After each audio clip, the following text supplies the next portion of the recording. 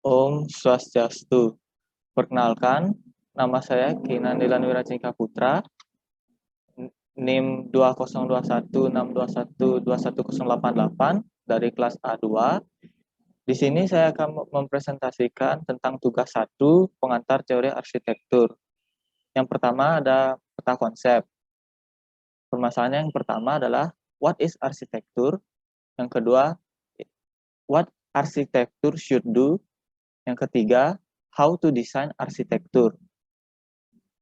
What is arsitektur? Apa itu arsitektur? Secara umum, arsitektur adalah merupakan sebuah ilmu dalam merancang bangunan atau sistem dalam mendirikan bangunan yang meliputi proses perancangan, konstruksi, struktur, serta aspek dekorasi serta keindahan. Menurut para ahli, di sini saya mengambil Romo Mangun.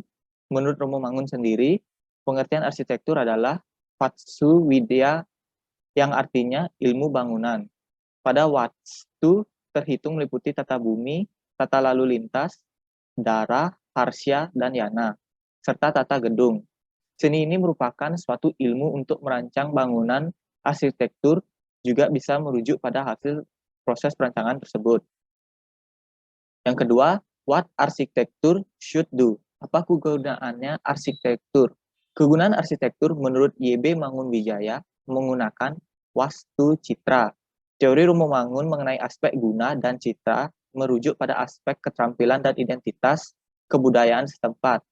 Guna dan citra mengandung arti bahwa sebuah bangunan bukanlah sekedar dapat berdiri kokoh dan memiliki fungsi ala kadarnya, melainkan sebuah bangunan memiliki aspek lain yang terkandung di dalamnya. Dalam sudut pandang Romo Mangun, arsitektur haruslah mempunyai bentuk yang fungsional, benar, dan wajar. Sebab arsitektur bukanlah sebuah bangunan kosong tidak memiliki makna, melainkan juga menjadi bagian dari lingkungan. Arsitektur yang menjadi bagian dari lingkungan juga tidak dapat lepas dari faktor budaya setempat. Apa saja meliputi guna citra?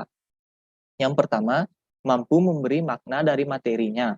Yang kedua, berangkat dari eksistensi manusia, jasmani, dan rohani yang bisa dipisahkan akan mati.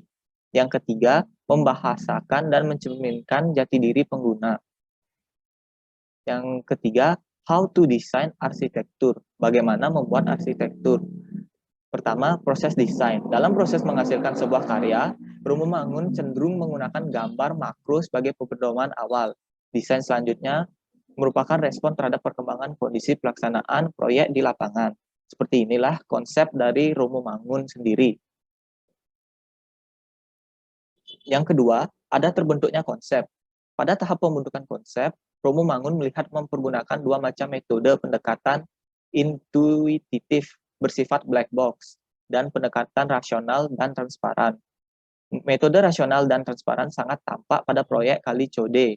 Romo mengikut sertakan partisipasi aktif masyarakat pengguna sejak pembentukan konsep sampai hasil akhir. Bentuk konsep Romo umumnya berupa sketsa dan gambar kerja. Dengan dominasi gambar sketsa, gambar paling lengkap dan satu-satunya yang bersifat teknis adalah rancangan Universitas Surabaya. Gambar kerja umumnya dikerjakan di kertas milimeter blok, didominasi oleh gambar dua dimensi dan sketsa detail. Seperti inilah contoh gambarnya.